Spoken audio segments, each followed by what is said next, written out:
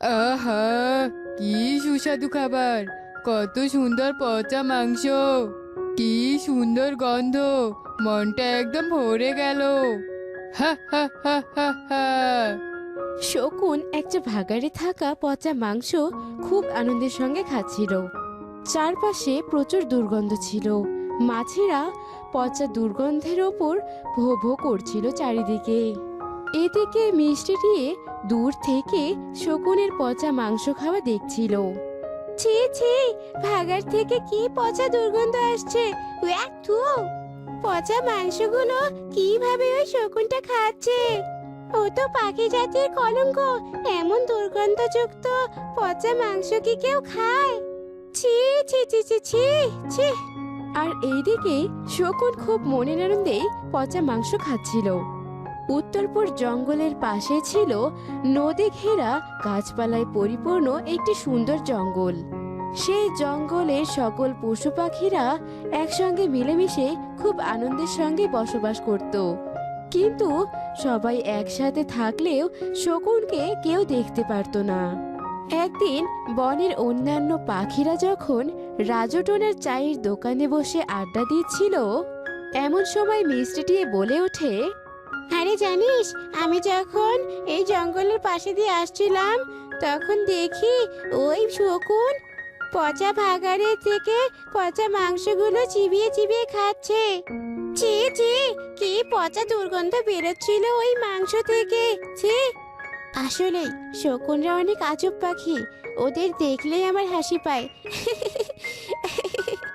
শকুন যখন বনে আসে ওর শরীরের ভেতর থেকে কেমন জানি গন্ধ বের হয়, মনে হয় গোসল করে না। সত্যি ঠিক কথা বলেছিস, আমার অনেক হাসি পায়। সকলে মিলে যখন শকুনকে নিয়ে হাসাহাসি করছিল, তখন শকুন আড়াল থেকে সব শুনতে পায়। শকুন মনে ভীষণ কষ্ট পায় আর ভীষণ রেগে গিয়ে বলতে থাকে, আমাকে নিয়ে সকলে হাসাহাসি করছে, মস্করা করছে। আমি ওদেরকে দেখাচ্ছি মজা। ওদের আমি কিছুতেই ছাড়বো না। আমি এদের দেখেই নিব। এরপর শকুন রেগে মেগে আবার জঙ্গলে আসে আর সে টুনির বাড়িতে যায়। টুনি, খুব আমায় নিয়ে ঠাট্টা করছিলি তাই না? আজ তোর বাড়ি আমি ভেঙে দিব। এই কথা বলে শকুন টুনির বাড়িটি ভেঙে ফেলে আর সেই সাথে মিষ্টি টিয়ে, টুকি এবং বনের অন্যান্য পাখিদের বাসা ভেঙে দেয়। সকল পাখি চায়ের আড্ডা শেষ করে যখন বাসায় ফিরে আসে, তখন তাদের ভাঙা বাসা দেখে সবাই কাঁদতে শুরু করে দেয়। আয় হায়, আমার এত বড় সর্বনাশ কে করলো? কে আমার বাড়ি ভাঙলো? টুনি, আমার বাড়িতে দুটো ডিম ছিল, বাড়ির সাথে সাথে ডিম দুটো ভেঙে ফেলেছে। হায় সৃষ্টিকর্তা, আমি যে সন্তানের মুখে মা ডাক শুনতে পেলাম না। সব পাখিরা যখন কান্না করছিল, তখন সেখানে ইঁদুর চলে আসে। তোমাদের সকলের বাড়ি কে ভেঙেছে আমি তো জানি। কে ভেঙেছে? ইঁদুর? ওই দুষ্টু শকুন তোমাদের সকলের বাড়ি ভেঙে ফেলেছে। এই শকুনটার একটা ব্যবস্থা করতেই হবে। এরপর সকল পাখি মিলে বন প্রধান উল্লু পেঁচার বাড়িতে যায় আর তাকে সব ঘটনা খুলে বলে। আপনাকে এর একটা ব্যবস্থা করতেই হবে। আপনি ওই শকুনের শাস্তির ব্যবস্থা করুন। মিষ্টি দিয়ে যাও তো ওই শকুনকে ডেকে নিয়ে আসো। এরপর মিষ্টি দিয়ে শকুনকে ডেকে নিয়ে আসে। শকুন, তুমি সব পাখিদের সাথে অন্যায় করেছো। তুমি সব পাখিদের বাড়ি ভেঙেছো। বলো কেন এটা করেছো? সকলের বাড়ি ভেঙেছি, বেশ করেছি। ওরা সকলে আমাকে নিয়ে মস্করা করছিল, হাসাহাসি করছিল, তাই তো আমি ওদের সকলের বাড়ি ভেঙে দিয়েছি। তুমি অন্যায় করেছো, তাই এর ক্ষতিপূরণ তোমাকে দিতে হবে। আমি বন প্রধান, তোমাকে আদেশ করছি, তুমি যাদের যাদের বাড়ি ভেঙেছো নিজ দায়িত্বে কালকের মধ্যে সকলের বাড়ি ঠিক করে দেবে। এই আমি বলে দিলাম। আর এটা যদি না করতে পারো তাহলে এই বন থেকে তোমাকে চলে যেতে হবে। বন প্রধান, আমি আপনার কথায় রাজি। আমি সকলের বাড়ি ঠিক করে দিব। এরপর শকুন দায়িত্ব নিয়ে সকলের বাড়ি ঠিক করার কাজে লেগে পড়ে আর এভাবে দুদিন কেটে যায়। শকুন সকলের বাড়ি তৈরি করে দেয়।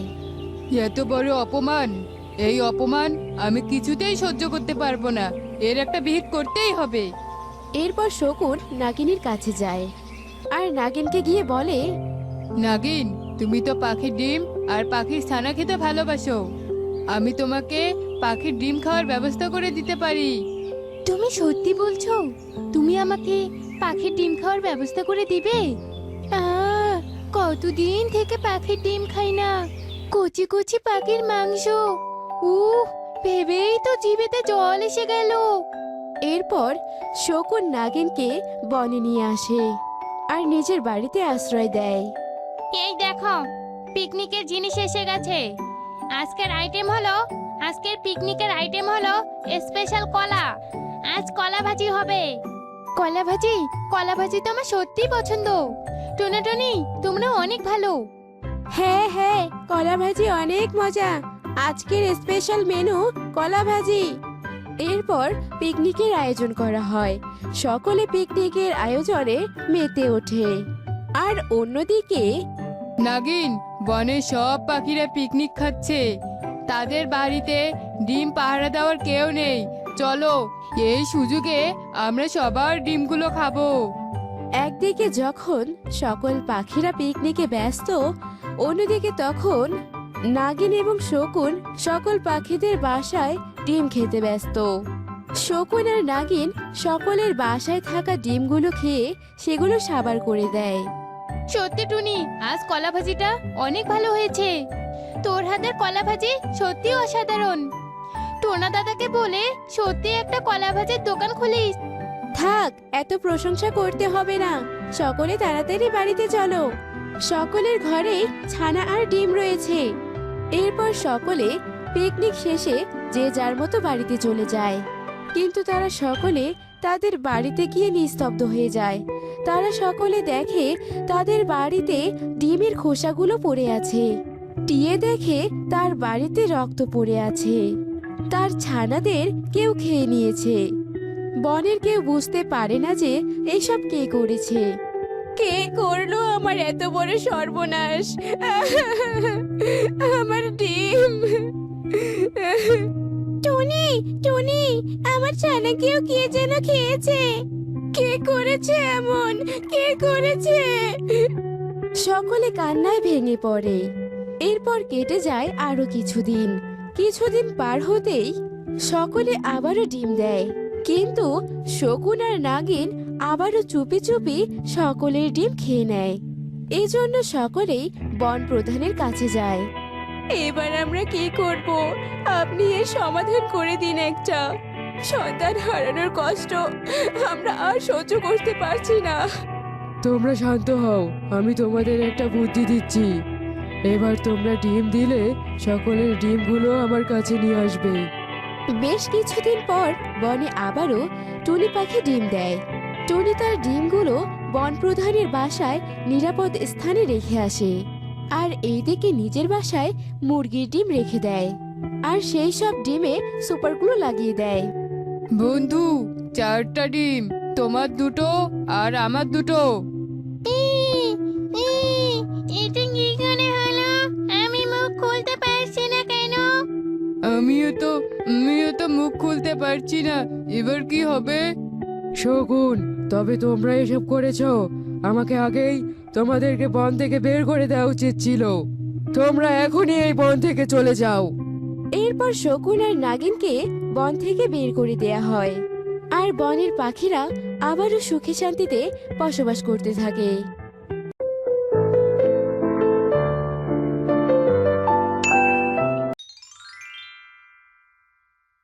পলাশডাঙ্গা বনে টোনা আর টুনি নামে দুই স্বামী স্ত্রী বসবাস করত। টোনা বনে কাঠ কেটে সংসার চালাতো আর টুনি বাড়িতে তার গৃহিণীর কাজ করত। এভাবেই চলতো তাদের সংসার। ওই বনে ছিল 2টি গাছ, একটি হলো ডাব গাছ, অপরটি হলো খেজুর গাছ। একদিন টোনা বনে কাঠ কাটতে যাওয়ার সময় সে ডাব গাছটি দেখতে পায়। উফ বাবা, এই গরমে কাঠ কাটতে কাটতে বড্ড ক্লান্ত হয়ে পড়েছি। যদি একটুখানি পানি পেতাম তাহলে আমার গলাটা একটু ভিজিয়ে নিতাম। আমার যে বড্ড ক্লান্ত লাগছে। বাবারে বাবা, এত গরমে কি আর কাঠ কাটা যায়? এত গরম তো আমার আর সহ্যই হচ্ছে না। পানি খাওয়ার মতো তো কিচ্ছুই দেখতে পাচ্ছি না। আরে আরে, এর কি দেখছি? এ তো একটা ডাব গাছ। এই ডাব গাছটিতে তো দেখছি অনেক সুন্দর সুন্দর ডাব ধরেছে। আমি বরং কয়েকটা ডাব পেড়ে খেয়ে নেই, তাতে আমার তৃষ্ণাটা একটু হলেও মিটবে বাবা। এ কথা বলে টোনা ডাব গাছে ওঠে, আর ডাব গাছে উঠতেই ডাব গাছটি কথা বলে ওঠে। এই এই বেয়াদবখানা, তুই আমার গাছে কেন উঠেছিস? হ্যাঁ, তোর সাহস দেখে তো আমি অবাক হয়ে যাচ্ছি। নাম নাম আমার গাছ থেকে। হায় হায় রে, তুই তো আমার গাছটার পরিবেশ একদম নোংরা করে দিলি। ওর গায়ের গন্ধ আর ধুলোবালিতে আমার শরীরটা একদম নোংরা হয়ে যাচ্ছে। ছি ছি ছি ছি ছি ছি। এই বেয়াদবখানা, নাম আমার গাছ থেকে, এক্ষুনি নাম বলছি। ভালো ভালো নামবি, নাকি তোকে আমি গাছ থেকে ধাক্কা দিয়ে নামিয়ে দেবো। কেন গো, আমরা ছাড়া আবার গাছে কে উঠবে বলো তো? গাছ তো পশু পাখির জন্যই, তাই না বলো? পশু পাখিরাই তো গাছে এসে আশ্রয় নেবে, তাই না? আমি কি এমন করেছি বলো তো, যার জন্য তুমি আমাকে এভাবে কথা শোনাচ্ছ? তুমি কি জানো না আমি বড্ড ক্লান্ত, আর আমার খুব পানির পিপাসা পেয়েছে। তাই আমি পিপাসা মেটানোর জন্য তোমার ডাব গাছে এলাম ডাব খেতে। শোনো, তোমার সাথে আমি কোনো তর্কে যেতে চাই না। আমি তোমাকে বলেছি গাছ থেকে নেমে যাবে তো নেমে যাবে। তাছাড়া আমার কাছে ওঠার আগে আমার কাছ থেকে অনুমতি নিতে হতো। এই জঙ্গলের সবাই আমার কাছ থেকে অনুমতি নিয়ে ডাব গাছে উঠে, আর তুই কিনা না অনুমতি নিয়ে উঠেছিস। তাছাড়া আমি এত সহজে কাউকে আমার ডাব দেই না। আমার গাছের ডাব হচ্ছে অনেক মূল্যবান। সারা শহর খুঁজে দেখেছিস এমন ডাব পাওয়া যায়? যায় না তো। ডাবের কত মূল্য সেটা তোর মতো ছোট পাখি কি করে বুঝবে বলতো? এখন নেমে পড়তে দেখি, আমার গাছের ডাব আমি কাউকে দিই না। ডাব গাছের এমন কথা শুনে পাশে থেকে খেজুর গাছটি কথা বলে ওঠে। আহা ডাব গাছ, তুমি ওকে এভাবে কেন কথা শোনাচ্ছ বলো তো? ও যে অনেক তৃষ্ণার্ত, ওটা খুব পানির পিপাসা পেয়েছে। দাও না গো একটা ডাব খেতে ওকে। দয়া করে তুমি আর ওকে অপমান করো না। ও তো একটা ডাবই খেতে চেয়েছে বলো। তাছাড়া তোমার গাছে তো অনেক ডাব আছে, তাই না বলো? তাহলে কেন ওকে অপমান করছো? একটা ডাব দিলে তো তোমার কোনো ক্ষতি হবে না। এই, খবরদার কথা বলবি না। তোর কি ক্ষমতা আছে ওর তৃষ্ণা মেটাতে? পারিস তো শুধু ঠোকায় ঠোকায় খেজুর দিতে, আবার এসেছে আমাকে জ্ঞান দিতে। ওকে খাওয়া তো দূরের কথা, ওকে তো কেউ দেখতেই পারে না। কি একটা বাজে ফল তুই রে, ওকে কেউ খেতে আসে না। আর আমাকে দেখ, সবাই আমাকে খাওয়ার জন্য কত অপেক্ষা করে বসে থাকে। এসেছে আমাকে জ্ঞান দিতে। আমি নাকি আমার এত মূল্যবান ডাব বিলোবো? এই সামান্য একটা ব্যাপার নিয়ে তুমি আমাকে এতগুলো কথা শোনালে ডাব গাছ। তোমার এই ডাব নিয়ে তোমার মনে এত অহংকার। তুমি যখন কাউকে ডাব দেবেই না, তাহলে তুমি কেন ডাব ধরে রেখেছো বলো তো? এইসব ডাব তো পশু পাখিরাই খাবে, তাই না বলো? ডাবের পানি খেয়ে তারা নিজেদের তৃষ্ণা মেটাবে আর তোমাকে অনেক দোয়া করবে। আর তাছাড়া তোমার ডাব যদি বনের পশু পাখিদের কাজেই না লাগে, তাহলে ওরা কেন তোমাকে ভালোবাসবে বলো তো? আসলে তুমি ডাব গাছ নামের কলঙ্ক, তোমাকে এখানে রাখাটাই উচিত হয়নি। আমি যে তোমাকে কেন এখানে নিয়ে এসেছিলাম কে জানে। যখন তুমি অন্য বনে পড়েছিলে, তখন তো তুমি আমার কাছে অনেক কাকুতি মিনতি করেছিলে। খেজুর বোন, আমাকে বাঁচাও তুমি। আমাকে অন্য বনে গিয়ে তুমি রোপণ করে দাও। মনে আছে সে কথা তোমার? তখন কিন্তু আমি তোমার সাথে কোনো খারাপ ব্যবহার করিনি, তোমাকে এনে এখানে রোপণ করেছিলাম। আর আজ কিনা তুমি আমার পাশে দাঁড়িয়ে আমাকে এতগুলো কথা শোনাচ্ছ। শোনো ডাব গাছ, তোমাকে একটা কথা বলি, এত অহংকার করো না। অহংকার হলো পতনের মূল। একদিন তোমার এই অহংকারই তোমার মৃত্যুর কারণ হয়ে দাঁড়াবে। ওরে বাবারে, তোমরা দুজনে এবার থামো, থামো বলছি, থামো। আমার ডাব খাওয়ার শখ মিটে গেছে। আমিও ডাব খাবো না।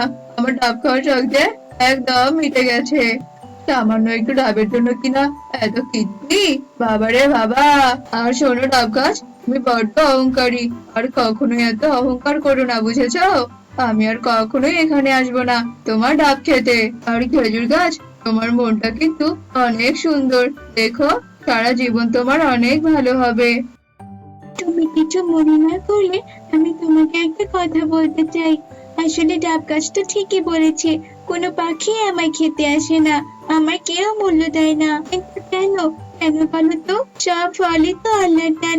আল্লাহর হুকুম ছাড়া কি আমার জন্ম নিয়েছে বলো? নেইনি তো। তাই তুমি যদি কিছু মনে না করো, আমি তোমাকে আমার ফল দিতে চাই। তুমি কি আমার ফল খাবে?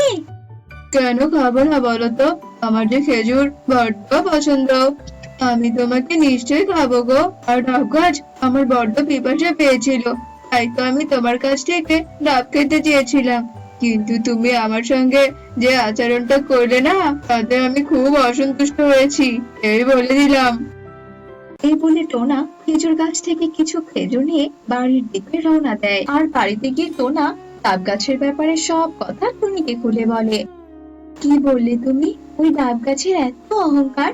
ছি ছি ছি, আমি তো ভাবতেই পারছি না। একদিন দেখো, ওই ডাব গাছ ওর অহংকারের শাস্তি পাবেই পাবে। তুমি কিছু ভেবো না গো, তুমি হাত মুখ ধুয়ে এসো, আমি তোমাকে খাবার দিচ্ছি। আর হ্যাঁ শোনো, মাঝে মাঝে তুমি খেজুর গাছটার কাছে যাবে, খেজুর গাছের অনেক যত্ন নেবে। আহারে, বেচারা খেজুর গাছের কত কষ্ট। তাছাড়া ডাব গাছ কেন এতটা অহংকার করে সেটাই তো বুঝতে পারছি না। ওর গাছের ডাব তো আর চিরকাল থাকবে না, কেউ না কেউ এসে পেরে নিয়ে যাবে। তাই তার অহংকার করা একদমই ঠিক হয়নি। ও বুঝবে তো না, একদিন না একদিন ও ঠিক বুঝবে। হ্যাঁ টুনি, তুমি ঠিকই বলেছো। সে যাই হোক, বাদ দাও ওসব কথা।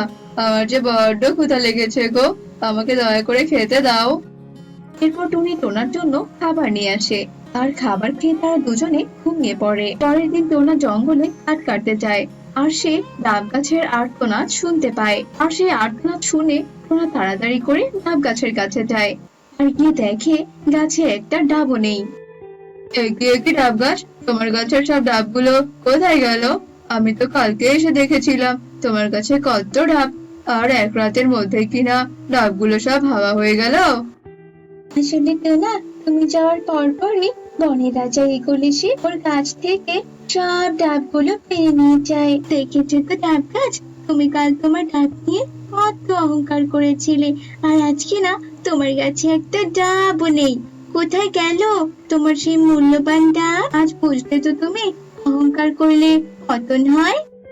সত্যি তোমরা আসলে অনেক ভালো, আমি তোমাদের কত অপমান করেছি, তোমরা দয়া করে আমাকে ক্ষমা করে দিও। আমি যে আর বাঁচতে চাই না, ডাব ছাড়া গাছে অর্থহীন। আমি আর আমার মুখ কাউকে দেখাতে চাই না, আমি নিজেকে এক্ষুনি শেষ করে দেব। তোমরা ভালো থেকো বন্ধু। আরে আরে, এসব তুমি কি বলছো কি ডাব গাছ? নিজেকে শেষ করে দিলে কি সব সমস্যা শেষ হয়ে যাবে বলো তো? তুমি যে নিজের ভুল বুঝতে পেরেছো, এটাই তো অনেক। আজ থেকে তুমি ভালো হয়ে যাও, তারপর দেখবে বনের সব পশু পাখিরা তোমাকে অনেক ভালোবাসবে আর খুব আপন করে নেবে গো। তুমি ঠিকই বলেছো পাখি, আমি আজ থেকে আর কখনোই অহংকার করব না।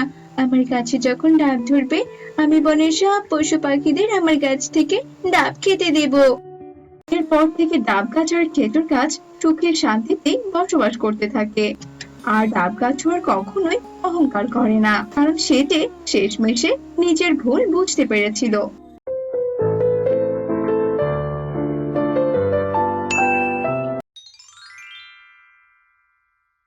শুনেছি এই বনে নাকি অনেক গরিব আর অসহায় পাখিদের বসবাস। দেখি তো পুরো বনটা একটু ঘুরে আসি, কথাটা সত্য নাকি মিথ্যা। তান্ত্রিক বনের মধ্যে ঘুরতে থাকে। তান্ত্রিক শালুকের বাড়ির সামনে এসে দাঁড়িয়ে পড়ে, কারণ ভেতর থেকে কান্নার শব্দ আওয়াজ আসছিল। হে সৃষ্টিকর্তা, তুমি আমার মেয়েকে ভালো করে দাও। তুমি জানোই তো আমরা গরিব, তাহলে আমার মেয়ের এত বড় কেন অসুখ দিলে? এই দুনিয়ায় আমার মেয়ে ছাড়া যে আমার কেউ নেই। মেয়েকে ভালো করতে অনেক টাকা লাগবে, এত টাকা আমি কোথায় পাবো? দয়া করো সৃষ্টিকর্তা। আহারে, এই পাখিটার সত্যি অনেক অভাব। হে সৃষ্টিকর্তা, তুমি সহায় হও। যাই সামনে গিয়ে আরো পাখিদের অবস্থা দেখে আসি। তান্ত্রিক সামনে যেতে থাকে, আর এদিকে টুনি তার অসুস্থ মায়ের পাশে বসে কান্না করছিল। এমন সময় মিনু বলতে থাকে, মা রে, আমার যে অনেক ক্ষুধা লেগেছে, আমি যে আর এই ক্ষুধার জ্বালা সহ্য করতে পারছি না। তুই দয়া করে আমাকে কিছু খেতে দে রে মা। মা, এই বনের পাখিরা তো বেশিরভাগই অসহায় আর গরিব, আর কিছু সংখ্যক পাখি ধনী। ধনী পাখিরা তো গরিব পাখিদেরকে সাহায্যই করে না। তাহলে তুমি বলো মা, আমি তোমাকে কোথা থেকে খাবার এনে দেব? আমার যে কিছুই করার নেই মা, তুমি আমাকে ক্ষমা করে দাও মা। আমি তোমার মেয়ে হয়েও তোমাকে ঠিকমতো খাবার দিতে পারি না। আমি যেতে দুঃখ আর সহ্য করতেই পারছি না। তীর্থে যাওয়ার আগে আমাকে যে কিছু একটা করতেই হবে, যাতে করে বনের সব অসহায় পাখিরা উপকৃত হয়। যাই, বনের গভীরে গিয়ে ধ্যান করে দেখি এদের জন্য আমি কি করতে পারি। তান্ত্রিক বনের গভীরে যায় আর ধ্যান শেষে একা একাই বলতে থাকে, আমাকে এক্ষুনি একটা পেঁপে ঘর প্রকট করতে হবে। পেঁপে ঘর প্রকট হয়েছে, এবার একে জাদু শক্তি দান করতে হবে, যাতে করে এই ঘর সবাইকে সাহায্য করতে পারে। জাদুর পেঁপে ঘর, আজ থেকে তুমি এই বনেই থাকবে। আজ থেকে তুমি এই বনের অসহায় গরিবদেরকে সাহায্য করবে, তাদেরকে টাকা পয়সা খাবার দাবারও দেবে, তাদের সঙ্গে কোনো খারাপ ব্যবহার করবে না, কেমন? ঠিক আছে মালিক, আমি সবসময় পাখিদেরকে সাহায্য করব, রাত দিন অনবরত সাহায্য করব। আমি তাহলে চলি, আমার যে তীর্থে যাওয়ার সময় হয়ে গেছে। আমি তীর্থ থেকে ফিরে তোমার কাছে চলে আসব। তান্ত্রিক এই কথা বলে চলে যায়। একদিন শালিক ওই পেঁপে ঘরের সামনে এসে কান্না করে আর বলতে থাকে, যোগ্য দাদার পায়ে ধরে বললাম যে কিছু টাকা ধার দিতে, কিন্তু যোগ্য দাদা তবুও কোনো টাকা ধার দিল না, আমাকে কিনা তাড়িয়ে দিল। আমি কি করে আমার মেয়ে চিকিৎসা করাবো? এই কষ্ট যে আমার একদম সহ্য হচ্ছে না। এই পাখি, এদিকে এসো, তোমার কি হয়েছে আমাকে বলো, আমি তোমাকে সাহায্য করব। ওরে বাবারে, এটা আমি কি শুনছি? পেঁপে ঘর কিনা কথা বলতে পারে? ভয় পেও না পাখি, আমি সাহায্যকারী ঘর, আমি তোমাকে সাহায্য করতে চাই। তোমাকে অনেক ধন্যবাদ আমাকে সাহায্য করার জন্য। এই টাকা দিয়ে আমি আমার মেয়ে চিকিৎসা করাবো। ঠিক আছে, আর কোনো কিছু দরকার পড়লে তুমি আমার কাছে এসো। আর শোনো, তোমার জানাশোনা কোনো গরিব পাখি থাকলে তাদেরকে আমার কথা বলো, কেমন? আমি তাদেরকে সাহায্য করব। শালিক বনে সবাইকে পেঁপে ঘরের কথা খুলে বলে। পেঁপে ঘর শালিকের মতো সোনা দানা খাবার দাবার দিয়ে সকল পাখিকে সাহায্য করে, আর বনের পাখিরা সচ্ছল হতে থাকে। একদিন পেঁপে ঘর একা একা বলতে থাকে, আমার কাছ থেকে সাহায্য নিয়ে বনের সব পাখিরা অনেক বড় বড় দালান বানিয়েছে, অনেক জমি জমার মালিকও হয়েছে, আর আমি কিনা শুরু থেকে সেই ছোট্ট পেঁপে ঘর হয়ে আছি। না না, আমি আর বনের কাউকে সাহায্য করব না। আমি আমার ধন সম্পদ আমার মাঝেই জমা রাখবো। আমি হলাম সকলের থেকে অনেক ধনী। ও বাবা, বনে আজকে অনেক গরম পড়েছে, আর গরমের কারণে যে আমার অনেক তৃষ্ণা পেয়েছে। ওই তো পেঁপে ঘর দেখা যাচ্ছে। আমি শুনেছি পেঁপে ঘরে নাকি সবাইকে সাহায্য করে। যাই, পেঁপে ঘরের কাছ থেকে একটু পানি আর খাবার চেয়ে খাই। পেঁপে ঘর, আমার অনেক পিপাসা পেয়েছে আর ক্ষুধাও, দয়া করে আমাকে একটু জল আর খাবার দাও না গো। এই, তুই কি আমার কাছে খাবার আর জল জমা রেখেছিস নাকি রে? হ্যাঁ, যে তুই আমার কাছে এভাবে যাচ্ছিস, আমি তোকে কিচ্ছু দিতে পারবো না, আর তুই আমাকে এভাবে বিরক্ত করবি না। আমি এখন ঘুমাবো, বুঝেছিস? তুমি সবাইকে সাহায্য করো, তাহলে তুমি আমার সঙ্গে কেন এমন ব্যবহার করছো? আমি আগে সাহায্য করতাম, কিন্তু এখন কোনো আমি গরিব খ্যাতদেরকে সাহায্য করি না। আমি হলাম ধনী পেঁপে ঘর, আর আমি গরিবদেরকে কেন সাহায্য করব?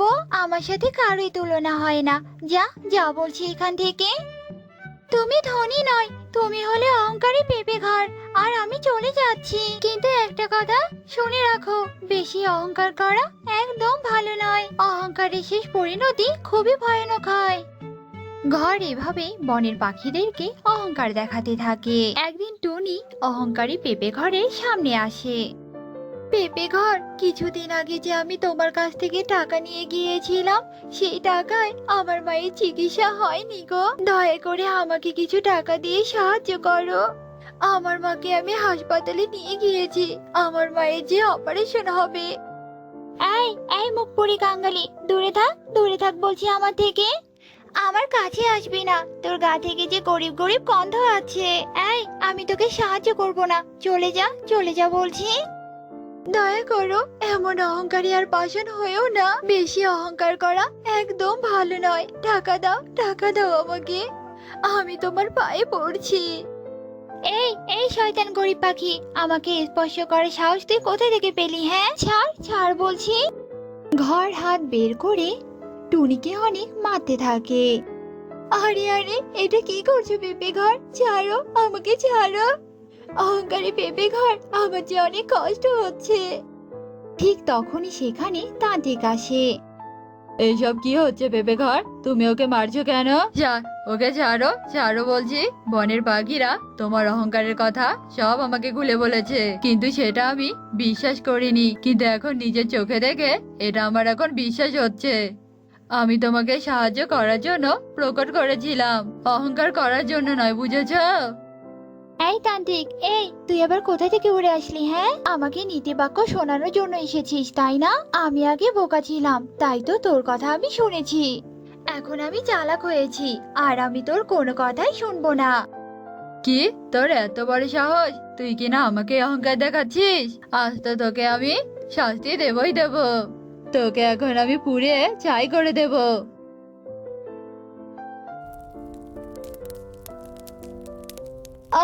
আমার অনেক কষ্ট হচ্ছে, তান্ত্রিক বাবা আমাকে বাঁচান। আমি আর কখনো অহংকার করব না, আমি আগের মতো সবাইকে সাহায্য করব। আমি আপনার পায়ে পড়ছি তান্ত্রিক বাবা, আমাকে আপনি ক্ষমা করে দিন। বেশ, নিভাচ্ছি আগুন। এরপর তান্ত্রিক আগুন নিভিয়ে দেয়। ঠিক আছে, আমি চলে যাচ্ছি, তবে একটা কথা মনোযোগ দিয়ে শোন। আর যদি তুই কখনো অহংকার করিস, তাহলে সত্যি আমি তোকে পুড়িয়ে ছাই করে দেব। তাড়াতাড়ি এই পাখিকে সাহায্য কর। তান্ত্রিক এই কথা বলে চলে যায়, আর পেঁপে ঘর টুনিকে টাকা দেয়। তো বন্ধুরা, অহংকার হলো পতনের মূল, তাই আমরা কখনো অহংকার করব না।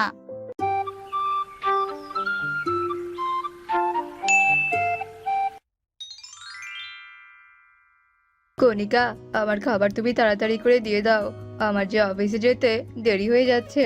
কণিকা, তুমি কি শুনতে পাচ্ছ না?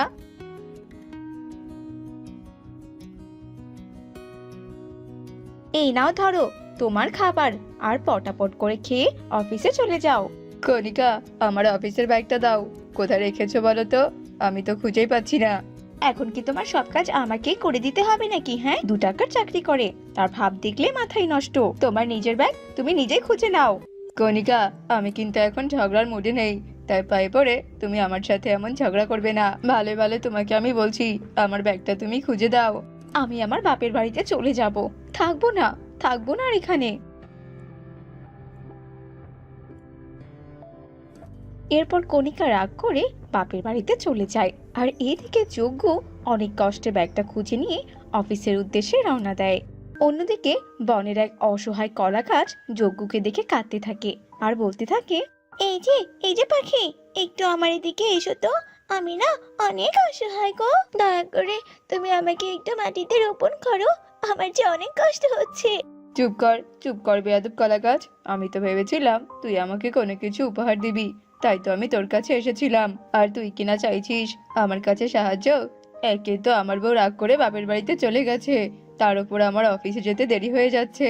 শোন, তোকে সাহায্য করার মতো কোনো সময় আমার নেই।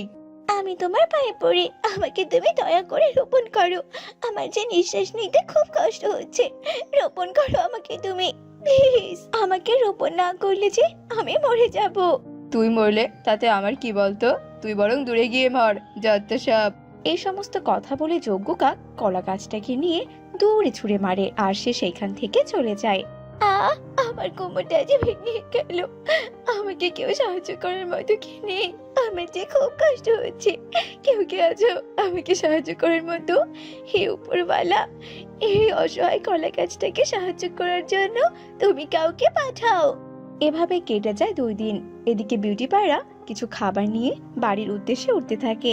এই খাবারগুলো সংগ্রহ করতে আমার অনেক কষ্ট হয়েছে। এই দানাগুলো আমি পারুলকে কিছুতেই নষ্ট করতে দেব না। যাই যাই, আমি বরং তাড়াতাড়ি করে বাড়িতে যাই। পারুল সোনা যে না খেয়ে বাড়িতে অপেক্ষা করছে। বিউটি জোরে জোরে উঠতে থাকে। ঠিক তখনই কলা গাছটা বিউটিকে বলে, এই যে পায়রা বোন, দয়া করে একটু এদিকে এসো। আমি যে অনেক অসহায়, দয়া করে আমাকে একটু সাহায্য করো প্লিজ। এই খবরদার, তুই আমার খাবারের দিকে একদম নজর দিবি না। আমি তোকে কিছুতেই খাবার দিয়ে সাহায্য করব না। না না, আমি তো তোমার থেকে খাবার চাই না। তুমি আমাকে দয়া করে মাটিতে রোপণ করে দাও গো। এভাবে পড়ে থাকতে যে আমার ভীষণ কষ্ট হচ্ছে। আমার উপর একটু দয়া করো বোন, দয়া করো। এই শোন, ওদিকে আমার ছোট্ট মেয়েটা না খেয়ে পড়ে আছে, আর এইদিকে কি না আমি তোকে রোপণ করে আমার সময় নষ্ট করব? না না, একদম না। আমি শুনেছি পায়রারা নাকি শান্তির প্রতীক। দয়া করে তুমি আমাকে রোপণ করে একটু শান্তি দাও বোন, দয়া করো। হয়েছে হয়েছে, আমাকে পাম দিয়ে আর ফোলাতে হবে না। তুই থাক তোর জায়গায়। আমাকে যে কেউ সাহায্য করছে না, আমার তো মনে হচ্ছে আমার বুঝি আর বেঁচে থাকাই হবে না। সবাই সবাই অনেক স্বার্থপর। এভাবে আরো 2 দিন কেটে যায়। কলা গাছ ধীরে ধীরে ভীষণ দুর্বল হয়ে পড়ে। একদিন টুনি পাখি সেই কলা গাছের সামন দিয়ে উড়ে যাচ্ছিল। এমন সময় টুনি কলা গাছের কান্না শুনে দাঁড়িয়ে পড়ে। কি ব্যাপারটা কি কলা গাছ, তুমি এভাবে কাঁদছো কেন? তোমার আবার কি হয়েছে? বলো বলো আমাকে। আমি যে এক অধম অসহায় কলা গাছ। আমি বনের অনেক পাখির কাছে সাহায্য চেয়েছি, কিন্তু কেউই আমাকে কোনো রকম সাহায্য করেনি। জানো তো, আমাকে কেউ রোপণ করেনি। তুমি আর কেঁদো না, আমি তোমাকে সাহায্য করব। আমি কবিরাজের বাসা থেকে আমার মেয়ের জন্য ওষুধ নিয়ে এসে তোমাকে নিয়ে আমি আমার বাড়িতে যাব, আর তোমাকে আমি আমার বাড়িতেই রোপণ করব। তুমি দয়া করে এভাবে আর কেঁদো না। আচ্ছা আচ্ছা, ঠিক আছে, তুমি তবে যাও। এরপর টুনি কবিরাজের বাড়িতে যাওয়ার জন্য উঠতে থাকে। আর টুনি কবিরাজের বাড়ি থেকে ওষুধ নিয়ে আবার কলা গাছের কাছে ফিরে আসে। কলা গাছ, আমার যে কাজ শেষ, এবার তুমি চলো চলো আমার সাথে, আমার বাড়িতে যাবে। এরপর টুনি কলা গাছটাকে নিয়ে বাড়িতে আসে, আর কলা গাছটাকে বাড়িতে উঠোনে এনে রোপণ করে তাকে আবার জলও দেয়। কে যে শান্তি, আজ যে আমার খুব ভালো লাগছে টুনি। তুমি না থাকলে আমার যে কি হতো, তোমাকে যে আমি কি বলে ধন্যবাদ দেব গো। আমাকে কোনো ধন্যবাদ দিতে হবে না, তুমি যে আমার বোনের মতো। তুমি এখানে একটু অপেক্ষা করো, আমি আমার মেয়ে টুকিকে একটু ওষুধ দিয়ে আসছি। এইভাবে কেটে যায় বেশ কিছুদিন। টুনি আর টুকি মিলে কলা গাছটার অনেক যত্ন আত্তি করে। একদিন সকালবেলা টুকি কলা গাছটাকে পানি দিতে এসে কলা গাছে এমন সোনার কলা দেখে ভীষণ অবাক হয়ে যায়। এটা আবার আমি কি দেখছি? গাছে কিনা সোনার কলা ধরেছে। মা, ও মা, তুমি কোথায়? মা, তুমি এসে দিকে যাও, আমাদের কলা গাছটাতে সোনার কলা ধরেছে। ও মা, দেখে যাও। একে কি, তুই আবার এসব কি কথা বলছিস? সোনার আবার কলা গাছ হয় নাকি? হয়তো মা হয়। দেখো, তুমি দেখো, আমাদের গাছে সোনার কলা ধরেছে, তাও আবার অনেকগুলো। দেখো। আরে আরে, এ কি? আমার তো একদম বিশ্বাসই হচ্ছে না। আমি আবার স্বপ্ন টপ্ন কিছু দেখছি না তো? না না টুনি, তুমি একদমই স্বপ্ন দেখছো না, এই সবই যে বাস্তব। তোমরা আমার জন্য অনেক কষ্ট করেছো, তাই আমি এই সোনার কলাগুলো তোমাদেরকে বরদান হিসেবে দিচ্ছি গো। এই নাও টুনি, নাও, অনেক সুখে শান্তিতে জীবনযাপন করতে থাকো এই সোনার কলাগুলো দিয়ে। তবে তোমরা কোনো চিন্তা করো না, আমি তোমাদের এভাবেই সারাটা জীবন সোনার কলা দিয়ে যাব। কলা গাছ, তোমাকে যে অনেক অনেক ধন্যবাদ। টুকি মা, তুই বরং এই কলা গাছটাতে পানি দে, আর আমি সোনার কলাগুলো বিক্রি করে আনছি। টুনি সোনার কলাগুলো বাজারে বিক্রি করে অনেক টাকা পায়, আর সেই টাকা দিয়ে সে সুখে শান্তিতে দিন কাটাতে থাকে। অসহায় কলা গাছের বরদানের কথা পুরো বনে ছড়িয়ে পড়ে। এসব শুনে তো যজ্ঞ আর বিউটির ভীষণ লোভ হয়। আমি এত বছর ধরে চেষ্টা করেও ধনী হতে পারছি না, আর ওই টুনি কিনা অসহায় কলা গাছের দেয়া সোনার কলা বিক্রি করে রাতারাতি এমন ধনী হয়ে গেল। না না, এটা হয়ে দেওয়া যায় না। আমি তো এক্ষুনি যাব ওই সোনার কলাগুলো নিতে। আচ্ছা আচ্ছা, ওই কলা গাছটা তো আমার কাছেও সাহায্য চেয়েছিল, তার মানে ওই কলা গাছের বরদানে আমারও অধিকার আছে। না না, আমাকে এক্ষুনি যেতে হবে ওই সোনার কলা নিতে। বিউটিও টুনির বাড়ির দিকে উঠতে থাকে। এভাবেই যজ্ঞ আর বিউটি টুনির বাড়িতে এসে একসাথেই পৌঁছায়। টুনি, এই টুনি, তুই কোথায় রে? এদিকে আয়, আয় বলছি। আমরা যে কলা গাছ থেকে সোনার কলা নিতে এসেছি, আয় আমাদেরকে সোনার কলা দে, দে বলছি। এই কলা গাছটা তো আমার, তাহলে আমি তোমাদেরকে আমার গাছ থেকে কেন সোনার কলা দিব? যাও যাও এখান থেকে, লোভীর দল কোথাকার। এই কলার গাছ তো আমাদের কাছে সাহায্য চেয়েছিল, আর সেই সূত্রে এই কলা গাছের সোনার কলার ওপর আমাদের সম্পূর্ণ অধিকার আছে। সোনার কলা দে, দে বলছি, নইলে কিন্তু এক্ষুনি তোকে মেরে একদম তক্তা বানাবো।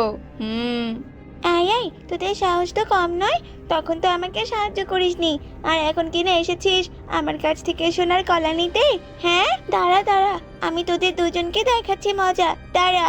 এসব কথা বলে কলা গাছ জাদু করে একটা লাঠি প্রকট করে, আর সেই লাঠি যজ্ঞ আর বিউটিকে অনেক মারতে থাকে। মার খেতে খেতে বিউটি আর যজ্ঞ সেখান থেকে পালিয়ে যায়। আর টুনি কলা গাছের দেওয়া বরদান নিয়ে সুখে শান্তিতেই থাকতে লাগে।